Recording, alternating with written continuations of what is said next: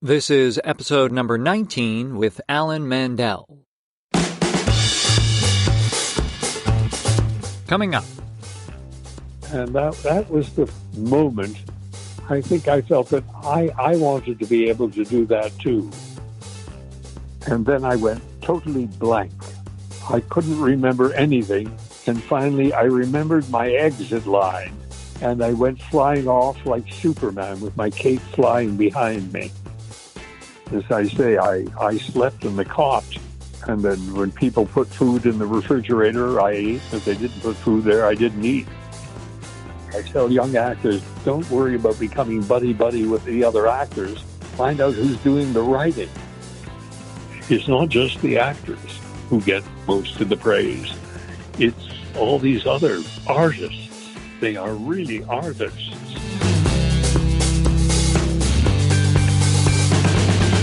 Hey there, my name is Nathan Agan, and this is The Working Actor's Journey, bringing you in-depth conversations with actors that have been working professionally for decades. Hope you're doing well out there. We're almost at the end of Season 2, and if you're just joining us, we have a number of fantastic episodes where working actors share where they've been, how they do it, and what they've learned along the way. Actors who have been putting in the work day in, day out, and who have certainly had their ups and downs like everyone else. These conversations are meant to inspire and reassure you on your journey, that you're not alone, you're not crazy, and though the road may be long and challenging, there are rewards ahead. And I really want to help you as an actor out there. Be sure to subscribe to the podcast so you don't miss anything ahead, and visit the website workingactorsjourney.com, where you can get a copy of the guide 12 Top Acting Tips from Season 1. These are some of the best ideas taken from all the episodes compiled in one place, and it's waiting for you. There's also a link in the episode description. Today on the show is Alan Mandell, an actor and director, and he's also been a general manager of multiple theaters. He's considered one of the leading interpreters of Samuel Beckett's work, and he even collaborated directly with the playwright several times. Very cool stuff. His career has spanned over 7 decades, which is just unbelievable, and has taken him all over the globe. We could have easily called this episode A Life in the Theater, because that's truly what Alan has done. And as a bonus, he's the second nonagenarian on the show. Along with episode 17's Robert Goldsby, they're both still doing well in their 90s. Plus, Alan continues to work from time to time, which is just awesome. Now, I first became aware of Alan's work when he played the servant Fears in a production of The Cherry Orchard in Los Angeles. But it was when he soon after did the play Trying, directed by Cameron Watson and with Rebecca Mozo, that I was just blown away by his work. We talk a bit about that show, as it absolutely left an impression on me. Because of Alan's long history of work, his collaborations with Samuel Beckett, teaching acting to prisoners, and so much more, I am truly honored that he could be a part of this podcast. So in today's episode, Alan and I cover growing up in Canada during the Depression, doing radio drama and theater in Toronto, how he got involved with the Actors Workshop through volunteer office work, his initial reaction and confusion when he first read Waiting for Godot, teaching acting classes and helping out with the San Quentin Drama Workshop, being involved in the early days of Hedwig and the Angry Inch, what success has meant to him, and mentoring young actors in the theater, plus a whole lot more. And Alan also shares some direct acting notes from Samuel Beckett himself on Waiting for Godot, so don't miss that. Having great mentors and access to outstanding teachers can make the difference in your career. And that's what this show is hoping to do, to connect you with actors that could change your life and make your acting journey easier and more satisfying. And if you'd like to get exclusive access to additional episodes, bonus content, and items that are available nowhere else, I invite you to become a premium member of the Working Actor's Journey, starting at just $2 per month at workingactorsjourney.com/premium. Just to give you an idea of benefits, I recently sent out an exclusive bonus episode with Robert Pine from episode number 1. Members learned more about what he looks for in a script, and also how the current state of business, including with services like Netflix, is affecting the middle-class performer. More great insights into the life of a working actor. And they also got to know before anyone else who today's guest was. So if those kinds of insider scoops and bonus content are up your alley, become a premium member. Again, just $2 per month to get started. Plus, by joining, you're ensuring that this show continues. Consider this the most inexpensive and possibly most valuable acting class you'll ever take. Join now at workingactorsjourney.com/premium or see the show notes and episode description for a link. Now here's a bit more about Alan's journey. Born in Toronto, Ontario, he was involved with all kinds of roles in radio and theater in Canada. Through a series of fortunate events, he became part of the Actors Workshop in the 50s in San Francisco, which really helped launch his career in the U.S. and introduced him to the works of and person Samuel Beckett. He was co-founder of the San Quentin Drama Workshop at the prison with the inmates. He was general manager for both the Actors Workshop and the repertory company of Lincoln Center, working with dozens of fantastic actors and directors over the years, including several times with Philip Bosco, whom we paid tribute to earlier this season.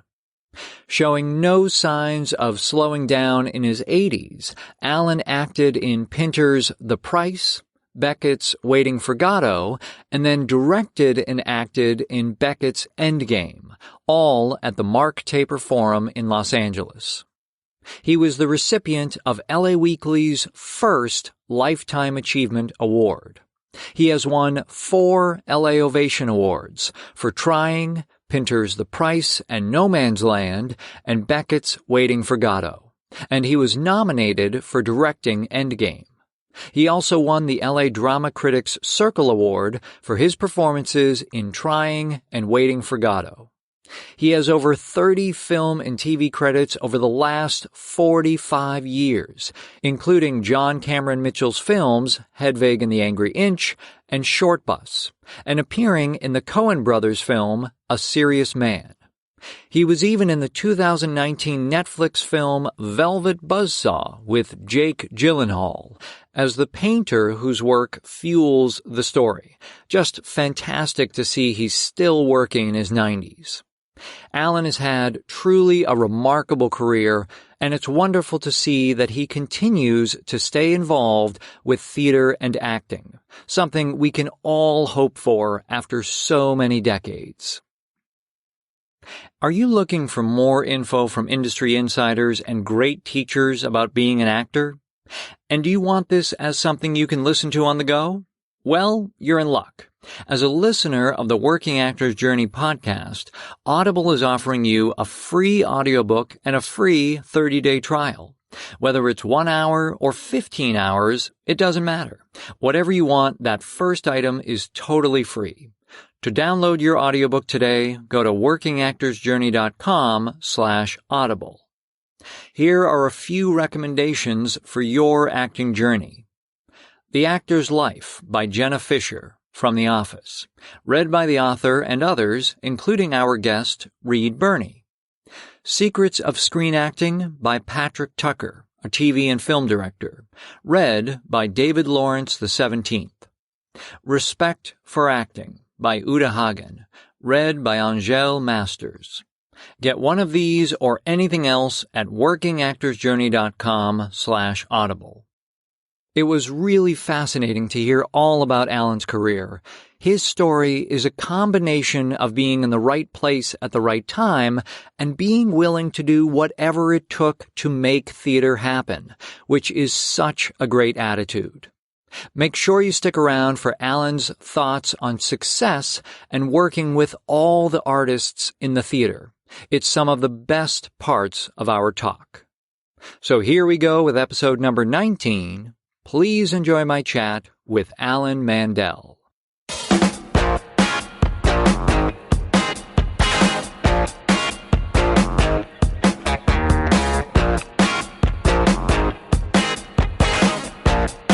When you were growing up, the U.S. was certainly going through the Depression in the 30s, and I was curious what your experience of your early years in Canada was. It was similar. I mean, the Depression was a very difficult time for my mother and father. They had a restaurant in Toronto, and it was during the Depression. I mean, that went bust. So it was a restaurant confectionery store. And I remember I was awfully young. It was like 1932, thereabouts. I was 4 or 5 when all of that happened. And we moved to a rental house not far from where the restaurants were, which was on Gerrard Street. Okay. And I remember we used to get something from the Toronto Star. They would send these boxes of gifts at Christmas. And so when we went to school, all the kids who didn't have any money, we all wore the same clothes that were given to us by the Toronto Star, a fund that they had to help people who were going through difficult times during the Depression. Got it. And, I know you got involved in theater in different ways while you were in Toronto, and I was curious, what were you looking for that you feel like you found in the theater as a kid? I don't know how young I was. I remember watching a play at the school that I went to, which was Hester Howe was the school, an elementary school. And there was a play. As I watched it, I was deeply moved by the fact that one of the characters, I remember, had burst into tears. And I was so impressed by the fact that someone on stage could have that kind of an effect on me or on anyone. And that was the moment I think I felt that I wanted to be able to do that too. That kind of an effect on an audience, a group of people. Right. That's very much like Hamlet's moment with the player and who's talking about Hecuba, that he has this. Oh, yeah. Yeah. Who is Hecuba? What is she? Exactly. Yes. Well, it was that moment that really moved me. And I think I must have been, as I say, I was either 4 or 5 at the time. And it had a lasting effect. Right. And so later on, about a year or 2 after that, there were plays regularly at the school. And my older brother had been in plays. And one of the plays they were doing, one of the students had dropped out. I think he was arrested by the police, actually. They were part of a mafia family. Oh, okay. Wow. So because my brother was very good at acting, they thought, well, maybe I must be too. So they gave me the role in the play. And I don't remember what play that was, but I do remember that the next one, I was very successful in that one. And so the next one was Oliver Twist, in which I played Oliver Twist. Okay. Did you feel like in that show you started to have that connection with the audience that you had seen a couple of years prior? Yes, that I had seen and felt. You're right. Exactly. I know eventually it was a trip where you visited your sister in San Francisco that really kind of got things going for you in the theater in the U.S. But I'm curious, you had been involved in the theater up to that point in Canada. And oh, yeah.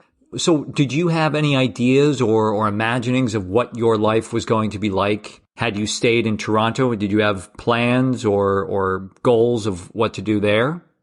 Well, by the time I went to San Francisco, it was after a phone conversation with my sister.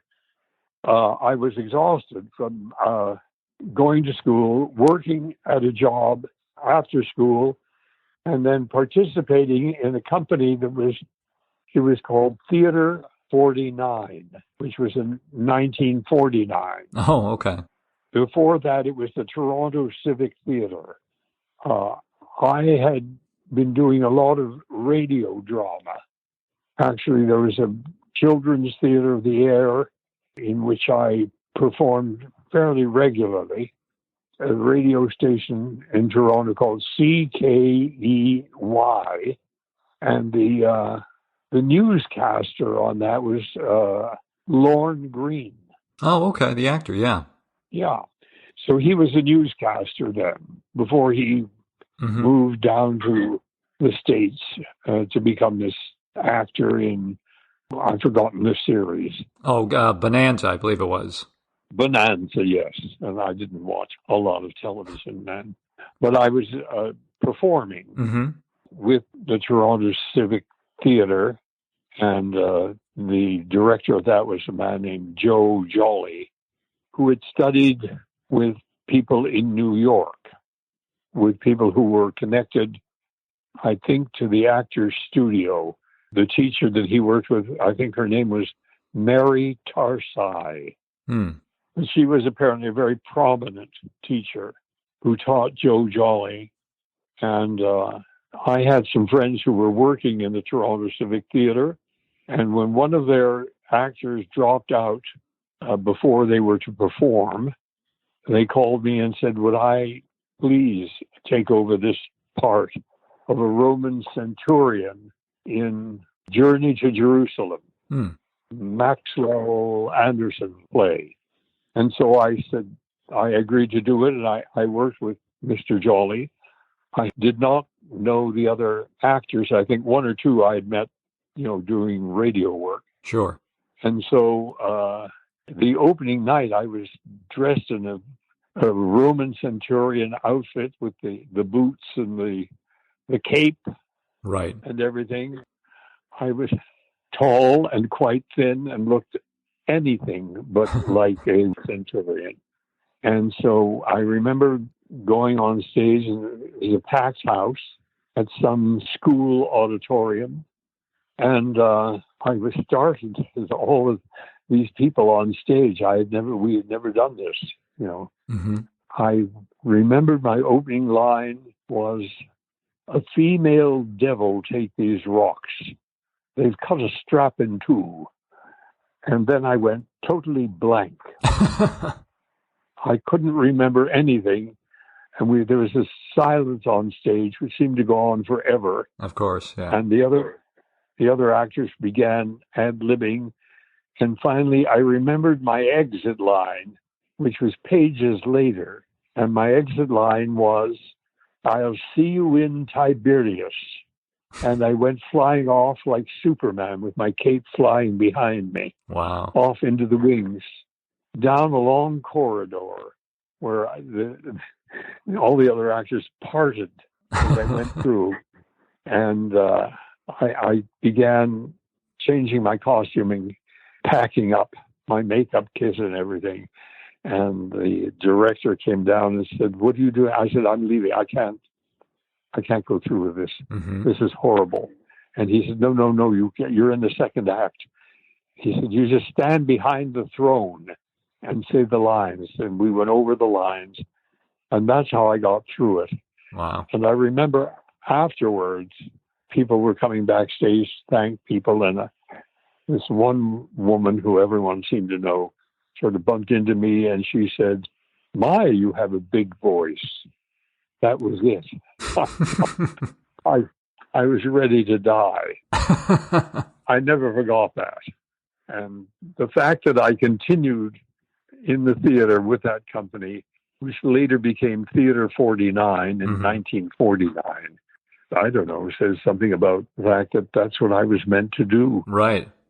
Well, and it's so interesting because it sounds like you were just involved doing a lot of theater and acting, but not necessarily a formal training program like a lot of actors do. Yeah. And so I'm curious, when you eventually moved to the U.S. and you started working with Jules Irving and Herbert Blau, right, who later became the CalArts founding dean of theater, were they the ones who taught you a method of how to work and act? Were they your training program, or where do you feel that came from? the training I got was from Joe Jolly, Okay. who had that training, which was a Stanislavski method. And so I studied with him for about a year, and I was appointed the artistic director of the company. Mm. And so I directed one or two plays, and I acted in several. Okay. So that's really where I got my training there, and in radio drama. Right. The woman who ran the company on radio, there were two people involved. One was Marjorie Purvey, and she was also a teacher and director and an actress herself. And Howard Milsom, who was another actor, teacher. They taught radio drama, which was the big thing then. Right, of course. The CBC had radio drama, and eventually the first TV dramas were done at the CBC. I was in one of those, one of the very first television dramas. So I was doing that. I was running the theater, Theater 49, and working at a job to earn a living. Right.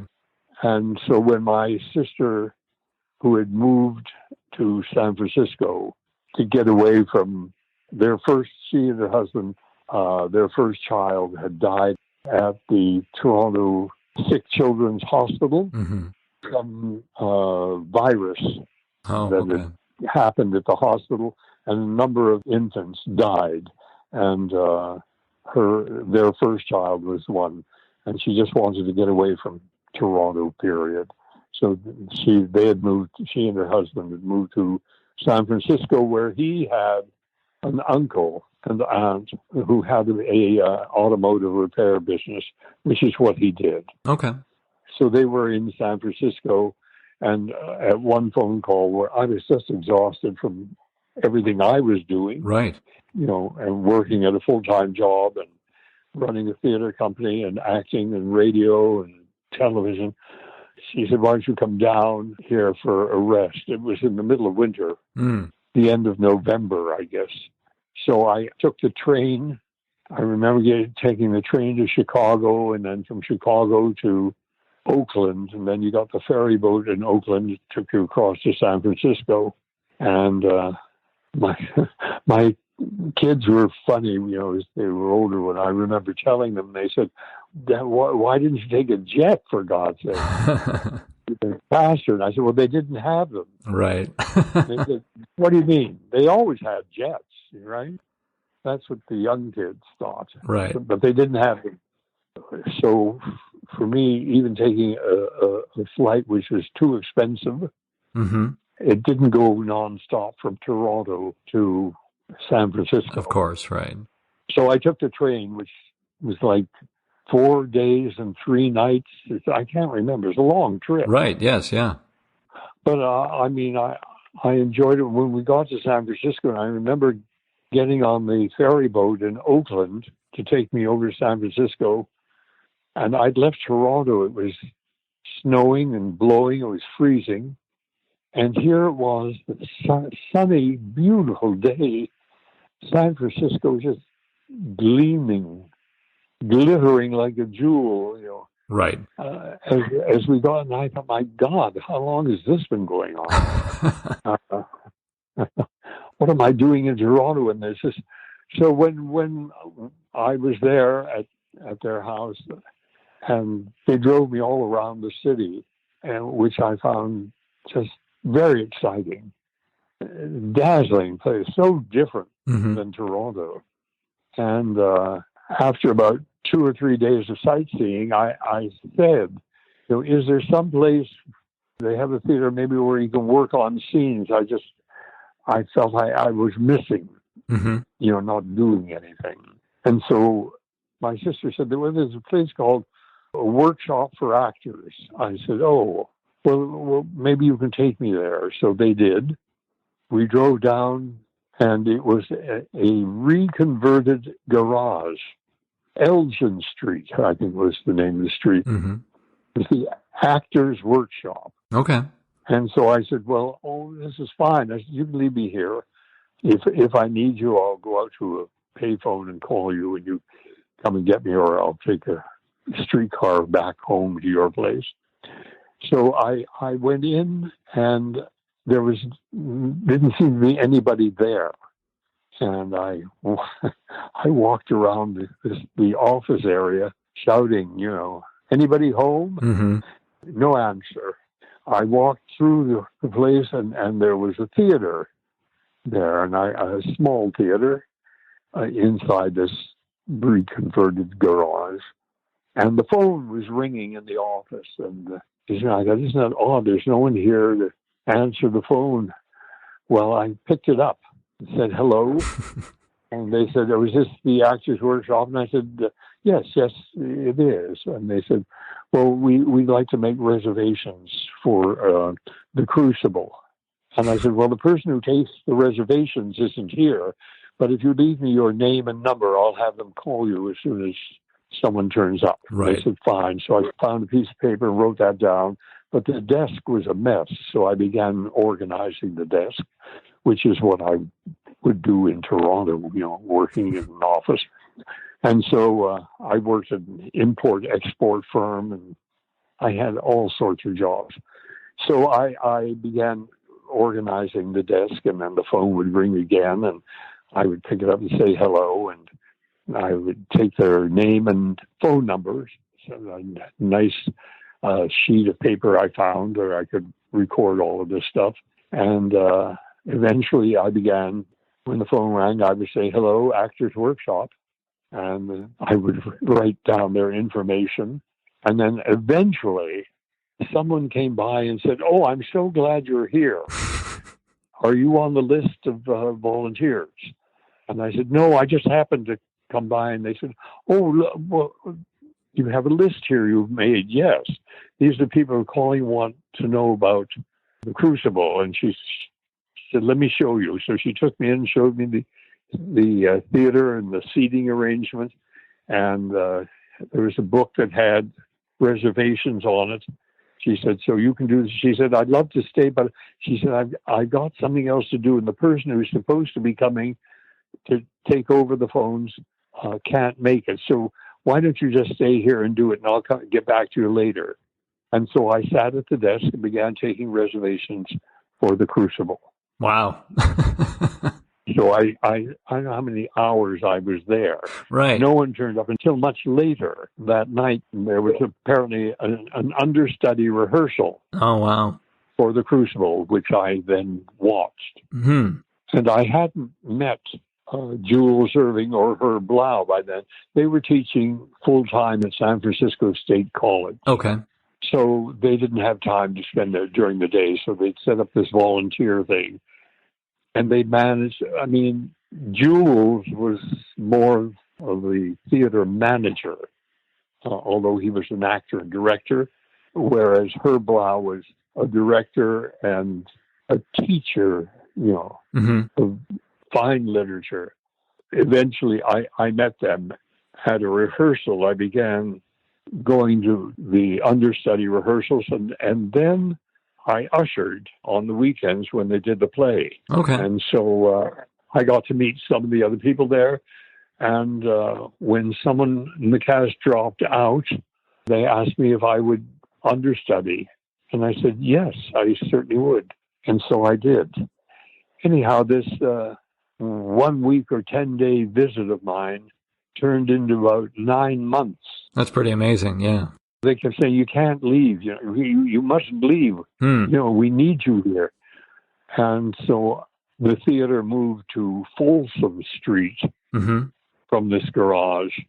and where had rehearsals and offices, and were beginning to perform at the Marines Memorial Theater downtown. And there was a little house next to the Folsom Street rehearsal area where we had the office. So I became the general manager of the office end of the theater, and I lived in that little house behind the office. There was a cot and a chair and a refrigerator. And that's where I lived for quite a few months. Wow. Until I realized I'd been there for about 9 months. It was time. I didn't have papers that allowed me to function. And I wasn't allowed, shouldn't have been working at all. Sure. So I said, look, I have to go back to Toronto to get my papers, and then I'll come back. And they were concerned about my leaving at all. And they wanted to know if there was any way they could help, expedite my return. And I said, no, I would go back, which I did. And I got a job where I could make enough money so that I could show that I was not dependent on the state. When I came back, you had to show that you could function and you wouldn't need assistance. Sure. Wouldn't cost the U.S. government any money if I was there. And now I was curious, you had done so much theater, acting and directing in Canada, and then, it did sound like you were getting somewhat involved in the theater with the Actors Workshop, but you were also primarily doing a lot of, managing or administrative work as well. And I'm curious, were you just an extremely patient person? Was it just enough for you to be involved any way you could, and you were fine even just managing or doing administrative things? I wanted to be in the theater, and this seemed like a theater that really appealed to me. So, as I say, I slept in the cot for I don't know how many years, And then when people put food in the refrigerator, I ate. If they didn't put food there, I didn't eat. I mean, I wasn't paid very much since I was handling the books. I knew how much money there was, and there wasn't very much. There was a very small board of directors. Eventually that would change.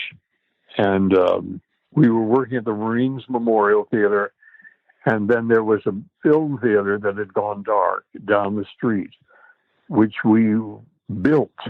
And we turned into a stage theater called the Encore Theater. So it was the second theater. So I was doing all the books, managing the theater, ushering, selling tickets in the box office, selling subscriptions. I did whatever you had to do to make a theater work. Right. And I would answer all the mail with whatever title was appropriate, depending on who we were writing to. Oh, okay. So Herb Blau would say, oh, yes, send a letter to this person saying, we appreciate your interest in the theater, and if you'd like to contribute, and so on. So I would do that. And then when people would apply, as the company began, when my friends in Toronto said, what are you doing down there? I said, well, I'm doing theater. They said, you don't want to do theater there. Why don't you come with us? We're going to New York. Some of them were going to London, right, which you could do from Canada. And I said, no, I found this place. They said, God, there's no theater out there. Well, about 2 or 3 years after I had been there, I was getting requests from these very same people saying, listen, is there an opening there I come out? So it began, its reputation was growing. I remember Herb Blau introducing us to the works of Bertolt Brecht. We did the American premiere of Bertolt Brecht's Mother Courage. Wow. And this was, to me, a revelation. I didn't know about Brecht. Right. This was totally new. And then Herb at one point had gone on some grant through Europe, and he wrote and said he'd found a play that he wanted us to do. He was going to send it. And it was called, at that time, we called Waiting for Godot. So he sent the script, and I was sitting at the office with the secretary who used to help me there and at the Marines Memorial. And one of those assistants, by the way, was the most beautiful young actress. She was Catherine Ross. Wow. She came to work as my secretary, and I had her, at one point I had her in the box office selling tickets. It didn't work because there were all these guys trying to date her.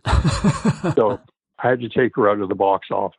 Otherwise, we'd never sell any tickets. Anyhow, so I worked in the office, and I was sitting there when this script arrived, waiting for Godot, there were 4 characters, right, and a boy.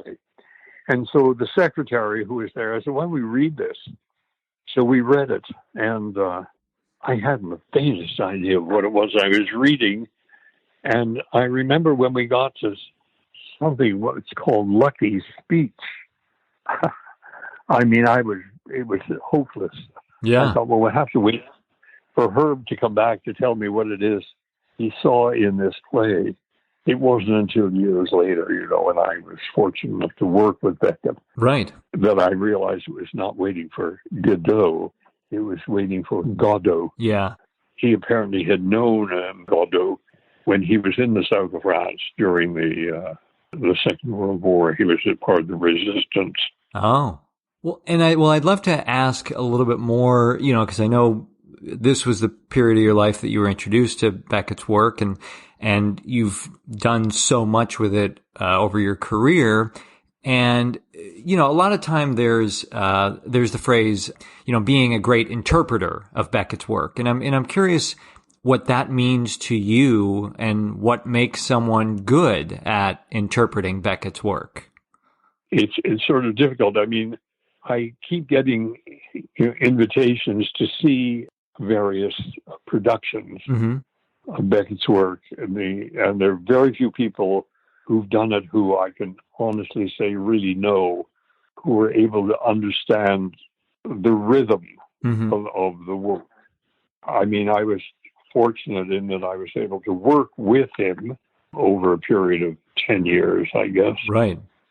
Well, I know you've also directed his material, and that rhythm and musicality you talk about that maybe you innately picked up from working with him. How do you communicate that to the other actors when you're directing of what they're going for, what the rhythm is? Oh gosh, well, let's see. It's so difficult to sort of explain how you do this. Not too long ago, I saw a production. I went to the Kirk Douglas Theater to see a production of Kraft's Last Tape. I played that for a long time in San Francisco, and I was too young really to play it. But I saw a production of it here with John Hurt, who died just about a year or so ago. Yeah. And he was wonderful. He heard that I was coming and asked if we could meet afterwards. So we did. We had dinner afterwards, and we were talking about the play. I mean, I had worked on it in New York with Hume Cronin. But now I don't go to see many productions of Beckett's work because I find it almost a form of torture, because I know how I would do it and how Beckett might do it. Right. But that doesn't mean that that's the only way these things can be done, Right. There are some very good actors who have their own approach to the material. When we did it at San Quentin, I'd gotten a call from the prison one day in the office saying that all the variety shows in the Bay Area, San Francisco Bay Area, were approached and asked to come and entertain the inmates for one performance in the big dining hall of whatever musical comedy things they were doing. The shows at the various venues in San Francisco, the Hungry Eye, Purple Onion, and so on, and other places that had variety shows. And they would do it. And the prison eventually got a call. The warden got a call from some of the inmates saying, you do all these wonderful variety shows once a year. Couldn't we have a play?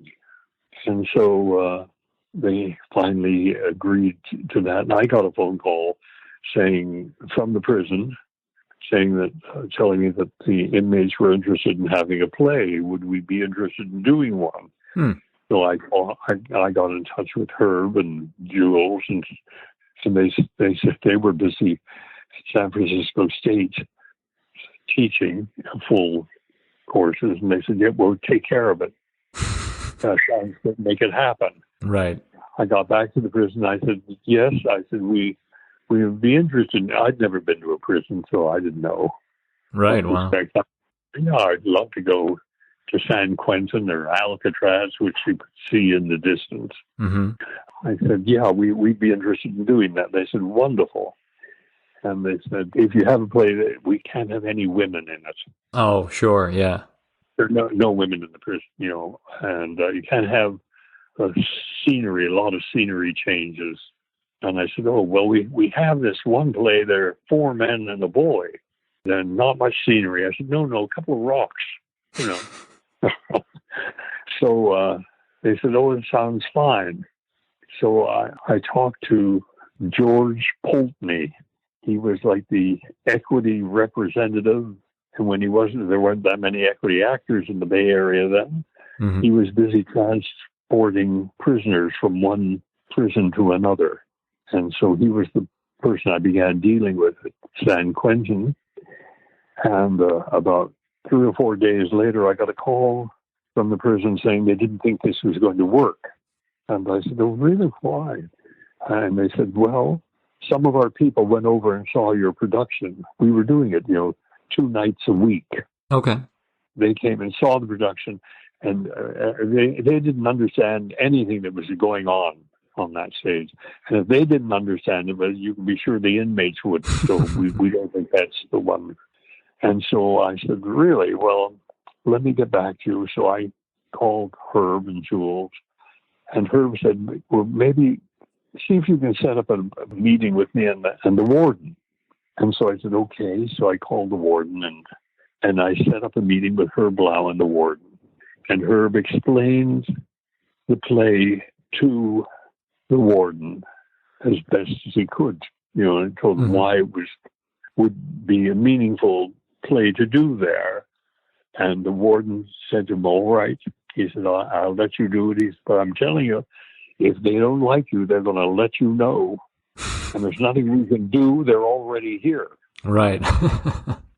So we went over and we did the play. And I always remember they were checking the rope, which is around Lucky's neck. And they had a couple of guards guarding that rope. Wow. And when you got to the prison, we were told not to wear blue jeans, because that's what all the prisoners were wearing. And their blue work shirts, right? Mm-hmm. And we would go in, you got by the gates, and 2 people would go down this, looks like a cattle run, down the run to the other gate. One gate would close behind you, and then the other one would open, and you'd be out on a promontory, a mound, just inside the prison walls. Wow. So until we all got together there, right? And then we were taken into the music hall to perform. Our set designer was Robin Wagner. Mm-hmm. He designed a chorus line and a lot of other major shows later on. So he had designed whatever we were going to work on at the prison. And I always remember there was a prison band, like a jazz band, right, that played as the inmates came in. And Herb Blau came down and talked to the audience and said, that the play was like this jazz band. There was a theme that runs through it, and there were riffs off a theme, and it came back to the main theme. Mm-hmm. Generally, he said, so that it was pretty much what he told them. That was the essence of what he told the audience. Right. And the play really resonated with the prisoners, right? They really enjoyed it. Oh, yes. Yes. And at the end of Lucky's speech, the place went wild. It was like nothing I'd ever experienced in the theater. And cheers. It was extraordinary.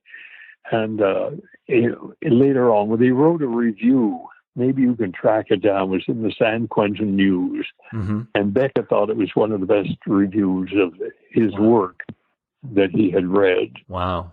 Well, it's funny. It's about 10 years earlier before Johnny Cash did his concert at Folsom Prison, but it sounds like you guys had a very similar raucous experience with the prisoners doing Waiting for Godot, which is really, really funny. So two totally different entertainment styles and both very well received. Right. Well, as the prisoner said, they understood what waiting was all about. Yes. Yeah. So that's why it resonated so. Yeah. And after that, they would talk, they would call each other Pozzo, and Pozzo was the warden. Okay. And they were Gogo and Dee Dee, and Lucky was the guy on death row. Wow. That's pretty amazing. Yes. Sometime after that, the inmates went to the warden and asked if they could have a theater group. Could they do their own plays and so on? And he thought that they were looking for ways to goof off. So he eventually agreed to let them do it, but he gave them times that meant that they would have to give up their movie nights at the prison or other special events. They, some sports thing they would have to give up if they wanted to do this theater, which they agreed to do. And one day I got a call telling me that they were going to be doing Waiting for Godot, and would other people like to come and see it? Well, Herb and Jules didn't. They were busy with their teaching assignments and running the theater. I was doing that, but I said I would come, and so I went. And as I was watching their production, they were suddenly, in a short while, in Act 2. And I thought, oh my God, it's going to be over very soon. And they were back in Act 1. And they kept going back and forth. And so it was a very confusing thing to see. I thought they were doing the best that they could do. And when I spoke to them afterwards, they said, well, the only script they could find was in Theater Arts magazine, who had printed a play every month. And they printed Waiting for Godot, and they bound it incorrectly. Oh, geez. So that's what they did, you see. Right. So I told them, I said, look, if you need scripts, you tell me. I mean, at the theater, I'll get you scripts, or you want props, whatever you want, I'm willing to help. Oh, wow. That's great. And so a couple of days later, I got a call from the associate warden, I guess. And he said, you said you would be willing to help. Were you serious? Because a lot of people say they, will help, and they never do. And I said, no, I really meant it. I mean, will you tell me how I can help? And they said, would you be willing to come over and meet with the inmates who are part of this theater group? And so I said, sure. So they sent someone over who works at the prison guard, I didn't drive at the time, so he drove me over, and I met with them to find out what it was they really wanted. And, I said that I could help them. We could, begin working on scenes from different plays, two characters working on scenes, and then working on a play. And we would start by reading it and casting it. This is how that is done, and so on. Right. That seemed to please them. So I began doing that once a week. Wow. Monday was a dark day, so they would send someone to pick me up and bring me over, and I would work with them on the plays that we did. I remember O'Neill's, the one in the bar. Oh, The Iceman Cometh. The Iceman Cometh, yes. I remember we sat down. I had to write out all the women's parts at the end, right, which was fine with them. So we did that. And I remember, as we were going casting, I was working with all the inmates. And we had this one guy who was going to do the lead. And someone said to me, oh, he'd be wonderful. He's here because he stabbed his wife to death. Oh, geez. Which is what happens in the play. Right. Anyhow, I said, oh, God, no, I don't think I can work with someone like, I mean, I wouldn't know what to tell him, you know. Yeah. And he kept saying, "Oh, I'll be very good for this, because I know what happened when I stabbed her." And I said, there was another part that he could do it. Right. And so I cast the young guy who was like the leader of that group, whose name was Rick Clucci. Mm-hmm. And Rick, who had not attended the production of Godot that we did, he was in a lockdown at that time, eventually. And so he heard the play, mm-hmm. and it had a profound effect on him. Wow. And he worked with the other inmates, to create this theater company within the prison. Wow. I bring over a costume designer who talked about what they did and how they did it. I bring over a set designer, a fight choreographer, and so I bring various people over to talk to them, and then I would work on them with scenes. I would assign scenes to all of them, and so we did as much work as we could. Yeah, I mean, that's all really extraordinary. I'm wondering if you had mentioned you had a copy of the Lucky speech with Beckett's notes, and I'm wondering if you wanted to talk about that speech and what you learned about it, or how you approached it, or what helped you learn it and figure out what's going on there. Because I know you said when you first read the play in San Francisco, you were, you had really no idea what was going on. That's right. It wasn't, but it was a long time after that. I mean, Herb Blau was really instrumental in my understanding a lot of Beckett and Chekhov. I mean, he was Herb Blau. I think Beckett once referred to him as overpoweringly intellectual. So he had me walking around, Herb Blau did, and he and Jules Irving, who were both professors at San Francisco State College, had me and Jules' wife, Priscilla Pointer.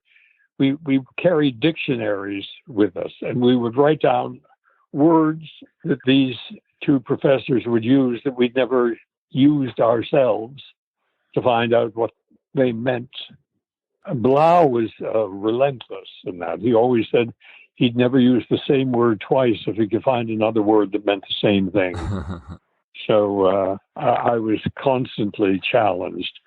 But if you wanted to really understand Beckett or Chekhov, Shakespeare, and any of the new playwrights coming along at that time, Herb Blau would explain it to you. Wow. Yes, he was quite something. And when I finally did work on Lucky's speech, Beckett had sent me the speech, and as I say, it starts, given the existence as uttered forth in the public works of Puncher and Watman of a personal God, qua, qua, qua, qua, qua. The qua, qua, qua, qua, as he wrote opposite that, is the first shock that comes to Lucky. And then the first section, which begins with "Who from the heights of divine apathia, divina fambia, divine aphasia, loves us dearly," with some exceptions, called that an indifferent heaven. And the second one was "Dwindling Man," and also shock. And Pozzo becomes increasingly unhappy during that dwindling man section. Latimer and Estragon revive interest. They have become, of course, disinterested in hearing all of this. I suppose it was how I was when I first heard the speech.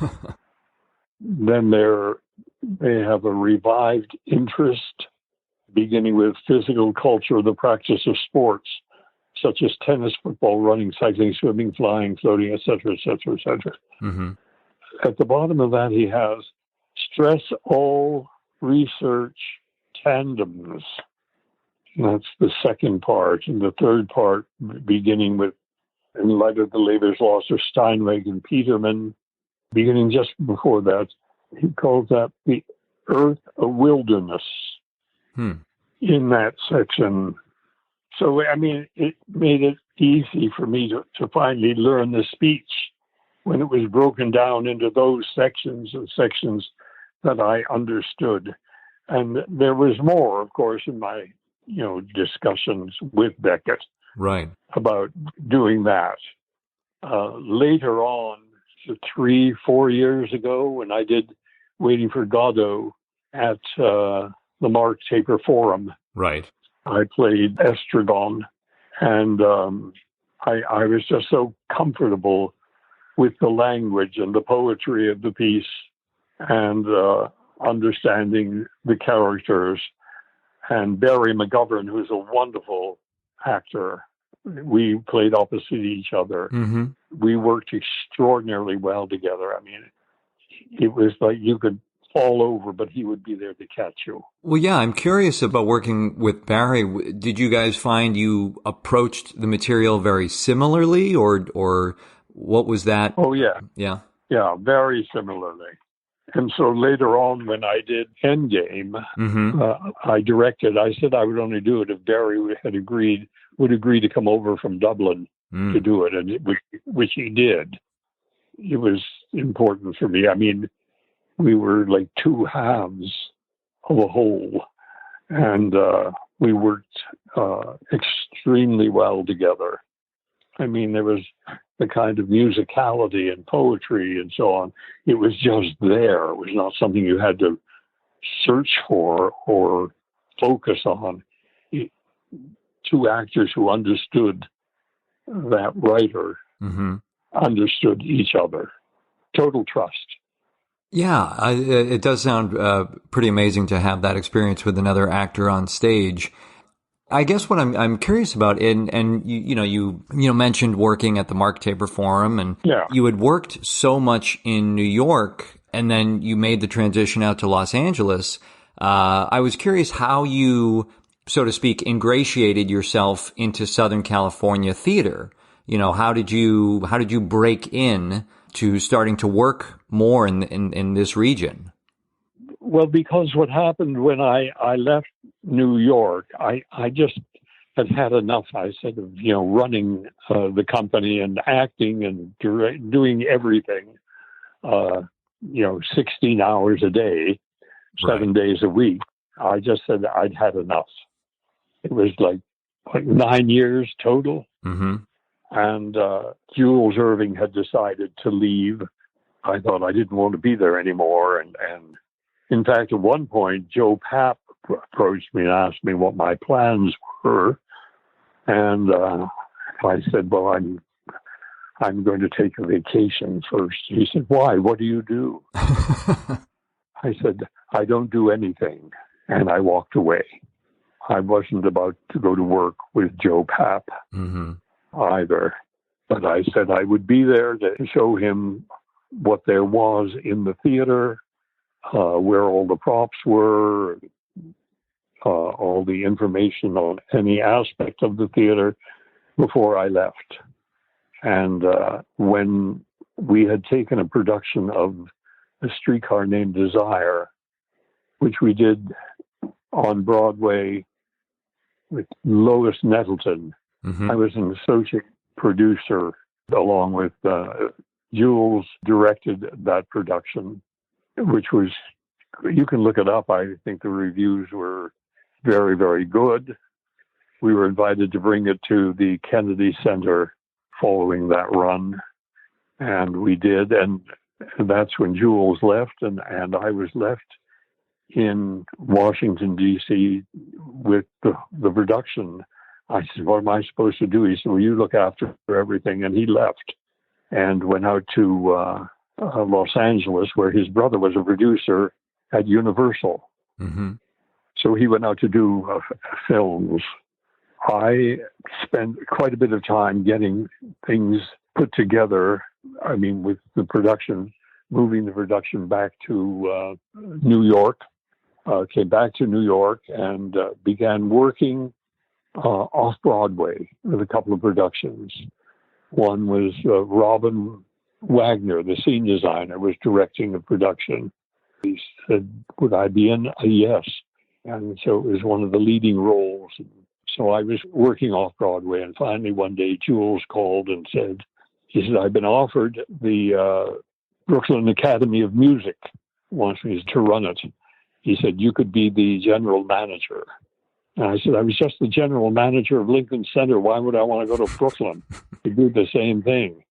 And so he would call me, he offered the presidency of a university. I could be a provost. I said, I don't even know what a provost is. Thanks, I don't want to be a provost. So this went on, and one day he called and said he had a friend, M. Charles Cohen, on the other line. Well, hello, M. Charles Cohen. He said, no, you can call me Max. I said, oh, all right, Max. So Jules said, well, we're doing a 3-hour television film of Dark Victory. Do you want to be in it? And I said, well, what would I do in it? He said, do you want to be in this? Yes or no?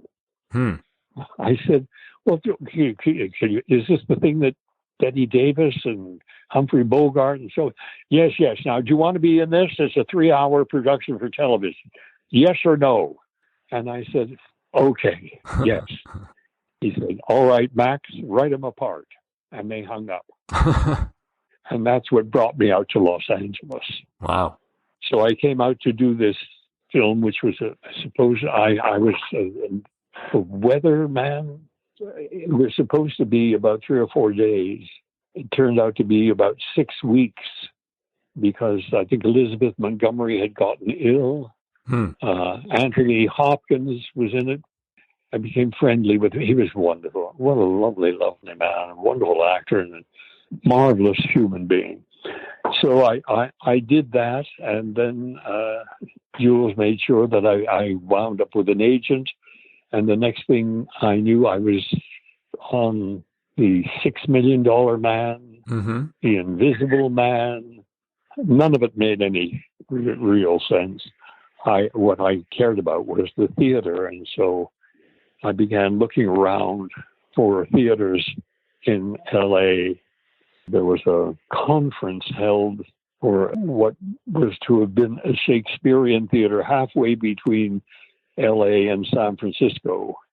I went to that meeting with Jules, who complained all the way up to the meeting, and then realized that there he was with all of his colleagues in the theater, and said, you're right, it's what we should be doing.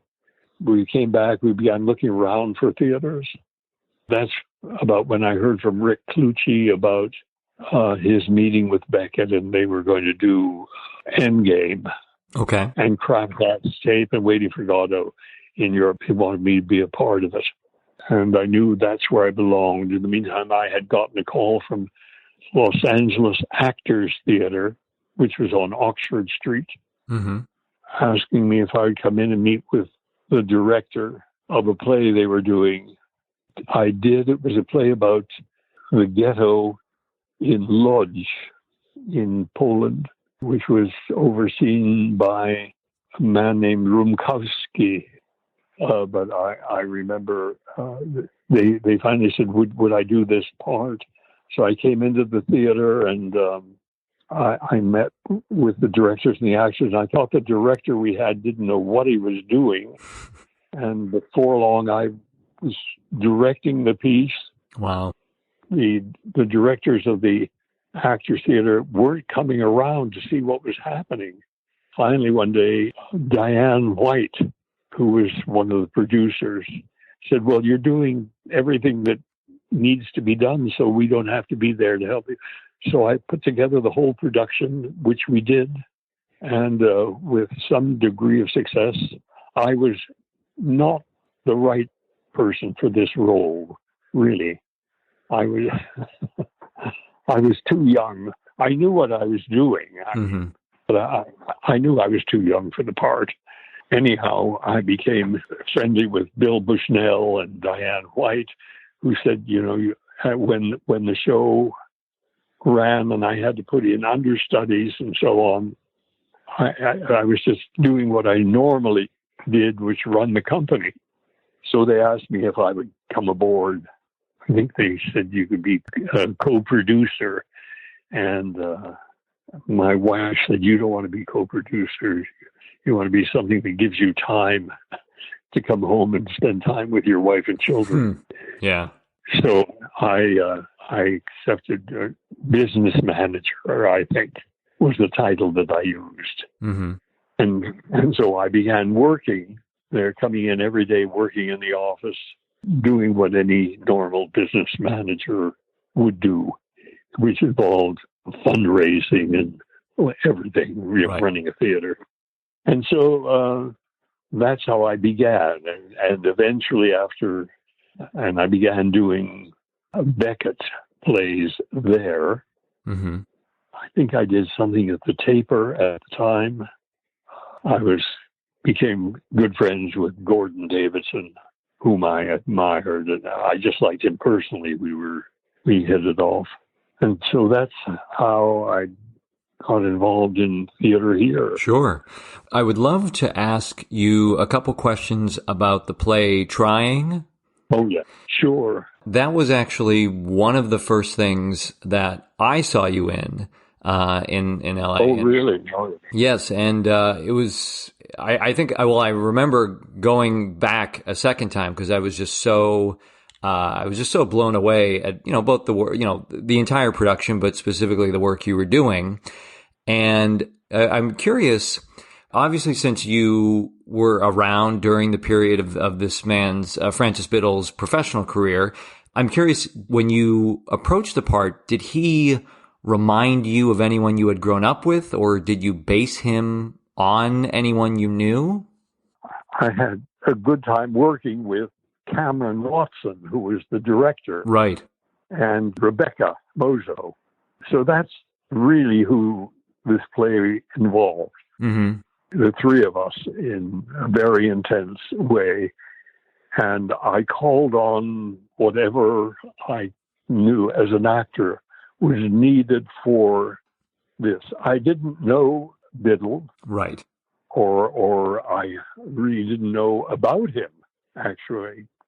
It was just my training as an actor over any number of years is what I brought right to the character. Yeah, and as you said, I mean, there is so much to do in that show, and you're taking that part on when you were 80, I believe, which is in and of itself quite an accomplishment.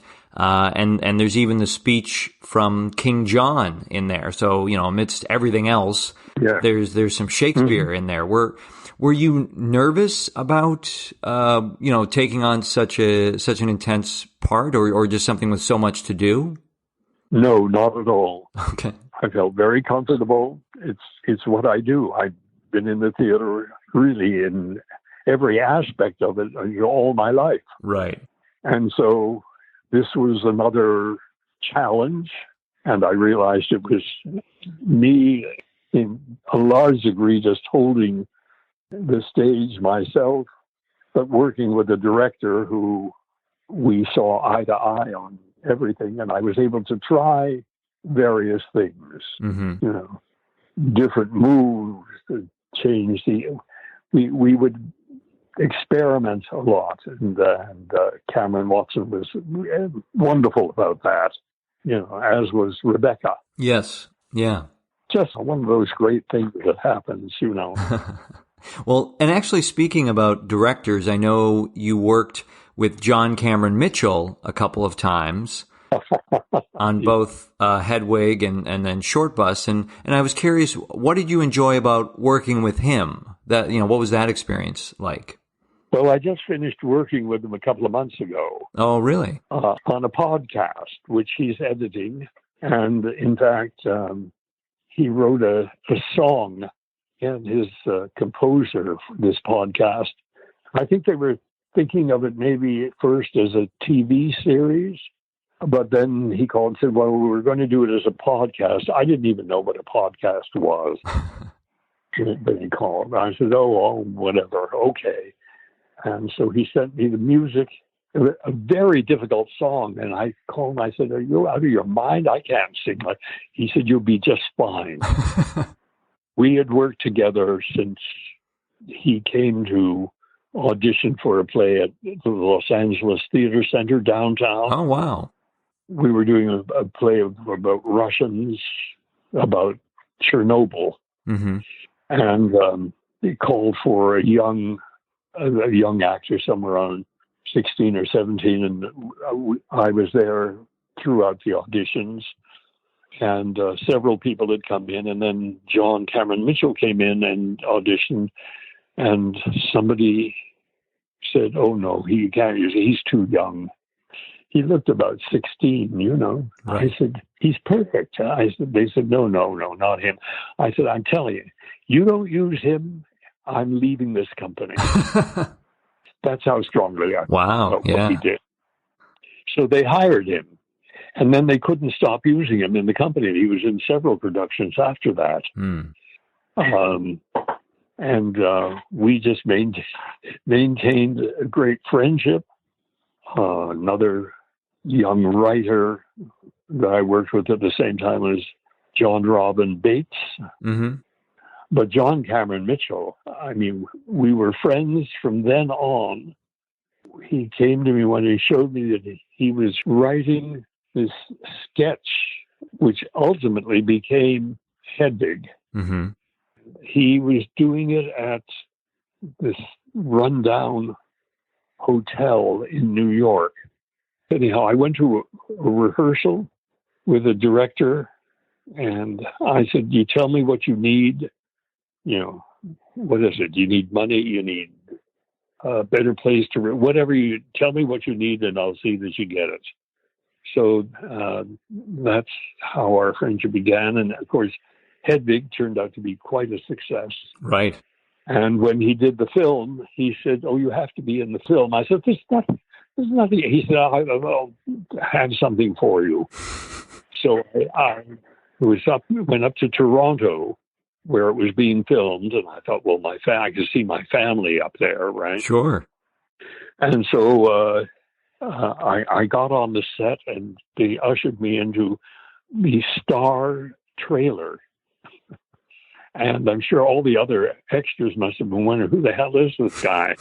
I mean, I had John Cameron Mitchell's star trailer for what I had to do in that. And there's a scene that takes place in the restaurant, mm-hmm. and he's standing on a table over this old guy, and I'm wearing glasses and so on, and he's got his little fringe skirt going up against my glasses as he's moving his posterior right back and forth, and he says, "That's what we call a car wash."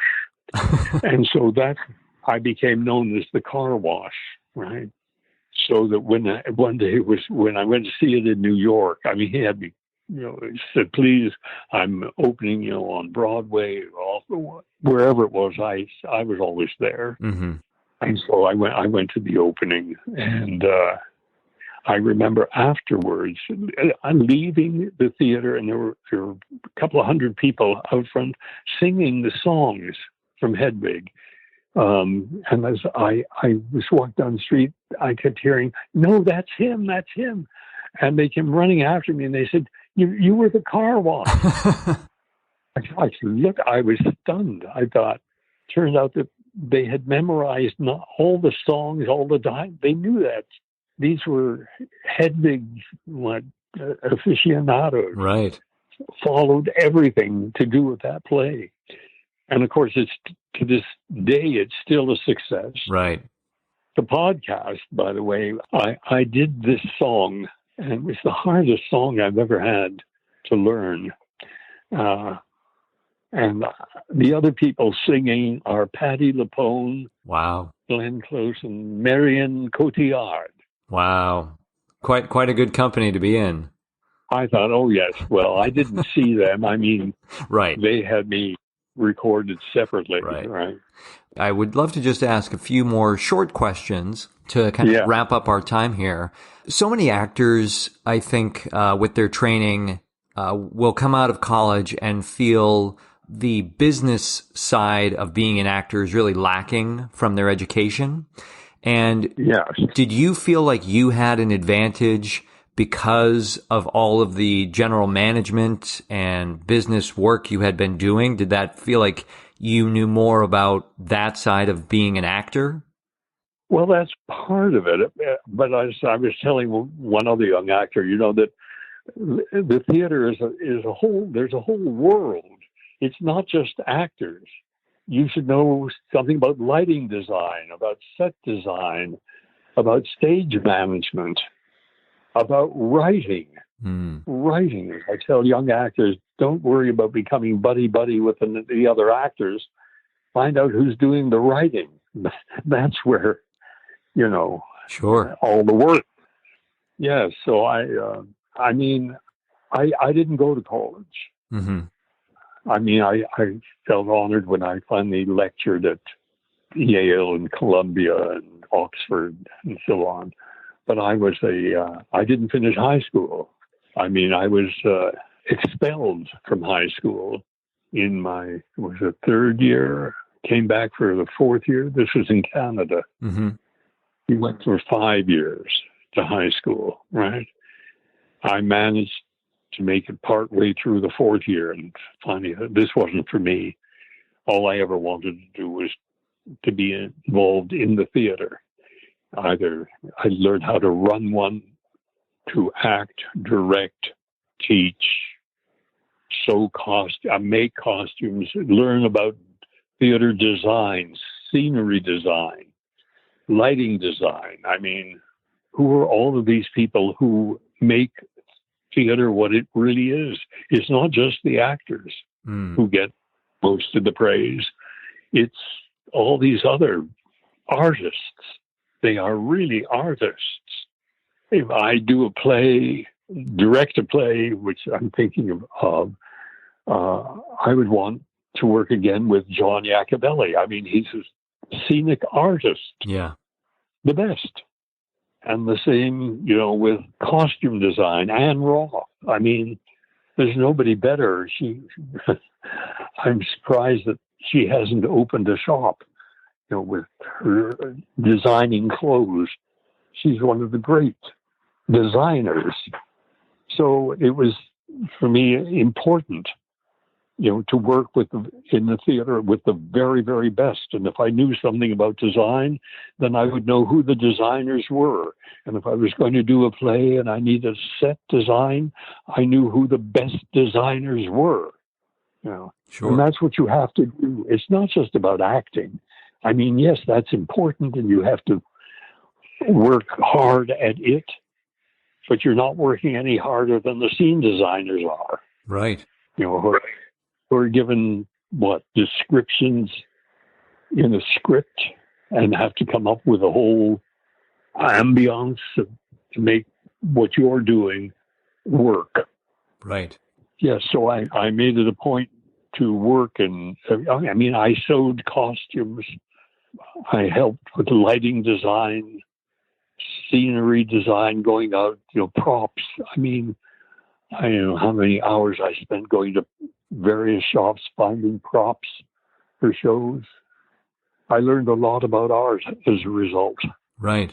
Paintings and so on. Those people are really gifted, Yes. So acting is part of the whole world of the theater, right? Yeah. That's what was important to me. No, those are great points that I think are not spoken about enough. So I really appreciate you bringing up that point. It just, of course, it does make a lot of sense, but I think it's also one of those things that unfortunately gets overlooked. Yes, yes, it certainly does, and it's the same, Yeah, absolutely. Because you're right. All of these other people are such great artists in their own right, and are absolutely. Yes. Well, another short question I have is the term success can give a lot of people challenges, and sure. What does success mean? And so I'm curious, how did you define that for yourself? What did success mean to you, and maybe even if it's changed, what does it mean to you now? I suppose what it meant was that I was working and never stopped working. I'm about to be 91, and I have another project coming up. So maybe two. I mean, so that's what I feel is success, is that you're able to do whatever it is you love doing and to be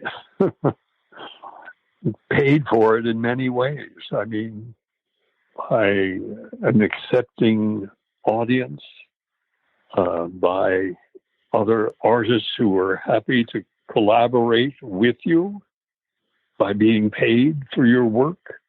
And I mean, I don't know what retirement is. So, as I say, that success is having people calling and say, we need you, we've got this project and you'd be perfect for it.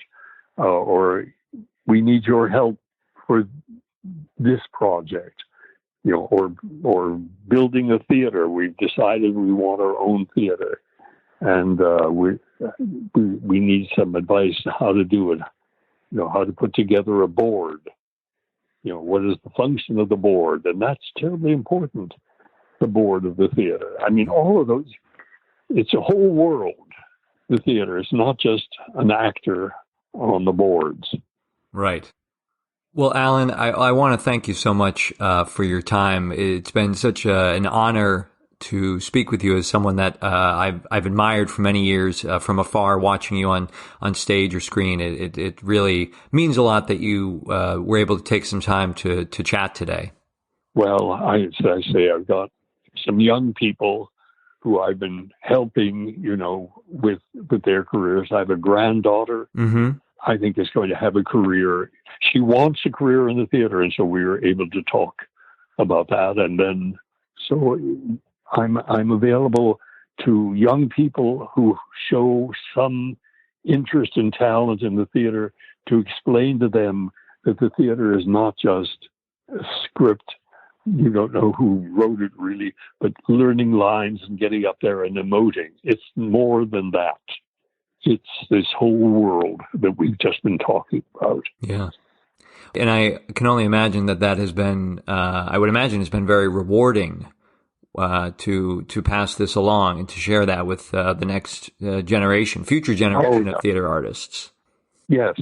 I feel just so gratified that I can help some younger people.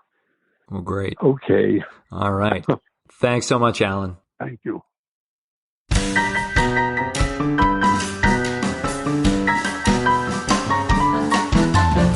Hey guys, Nathan here one more time. If you enjoyed this episode, please remember to subscribe so you don't miss anything ahead.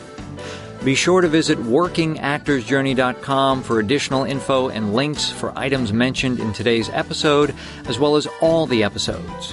You can follow the show on Facebook, Twitter, Instagram, and YouTube. All the links are on our site and in the episode notes. Become a premium member and enjoy additional benefits and perks of the show starting at just $2 per month. Head over to workingactorsjourney.com/premium to join the Working Actors community. And don't forget to claim your free audiobook at workingactorsjourney.com/audible. Thanks again to today's guest and to everyone that makes these episodes possible. And a special thanks to you for listening. I'm Nathan Egan, and enjoy the journey.